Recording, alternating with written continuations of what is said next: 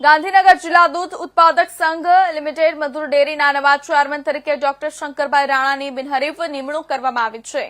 સહકારી ક્ષેત્રમાં મહત્વ ધરાવતા પરિવર્તન અંગે સભ્યોમાં ખુશીની લાગણી જોવા મળી।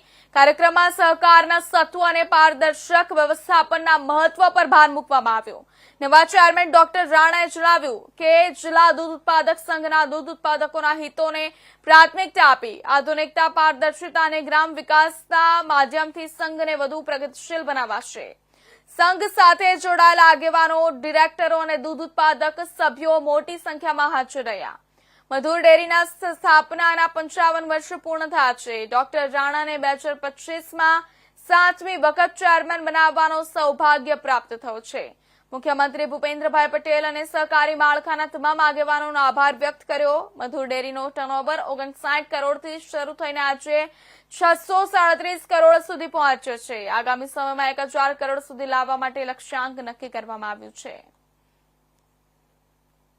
દેશમાં સૌપ્રથમ 6/2/2021ના રોજ સહકાર વિભાગ શરૂ કર્યો। સહકાર વિભાગ શરૂ કર્યા બાદ પ્રથમવાર સહકારિતાના જેના રગે રગમાં વણાયેલા છે એવા ગુણો ધરાવતા મુરબ્બી લોકલાડીલા ગાંધીનગરના સાંસદ અમિતભાઈ શાહને આ વિભાગ આપ્યો।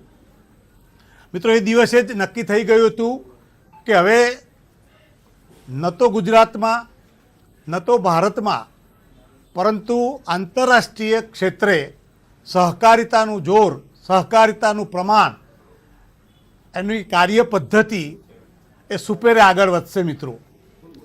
મિત્રો કહેતો આનંદ થાય કે સહકાર વિભાગ અમિતભાઈના પાસે આવ્યા પછી નરેન્દ્રભાઈ મોદી સાહેબ અને વડાપ્રધાનની સાથે સાથે ગૃહપ્રધાનને જોડે રહી અને 2025નું વર્ષ યુનોમાં આપણે આંતરરાષ્ટ્રીય સહકારી વર્ષ તરીકે આખું વર્ષ ઉજવવું એવું નક્કી થયું। સામાજિક વાતાવરણમાં આ ચૂંટણીઓ પર એની અસરો જે હતી, પણ મારે અભિનંદન આપવા જોઈએ શંકરસિંહ રાણાને।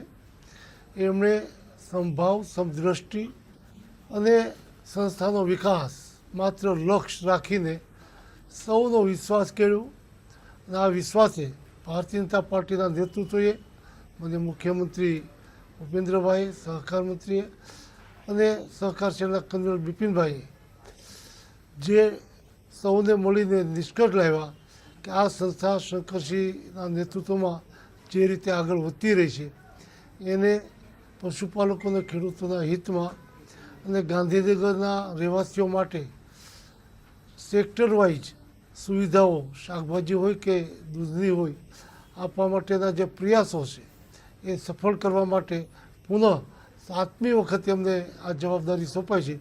એ બદલ શંકરસિંહજીને ખૂબ ખૂબ અભિનંદન આપું છું। એમના બોર્ડ ઓફ ડિરેક્ટરને અભિનંદન આપું છું। એમના મતદારો અને સ્થાનિક આગેવાનો લાલભાઈ સહિત બધા હાજર છે, તો આ બધાને હું ખૂબ ખૂબ અભિનંદન આપું છું। કેન્દ્ર સરકાર દ્વારા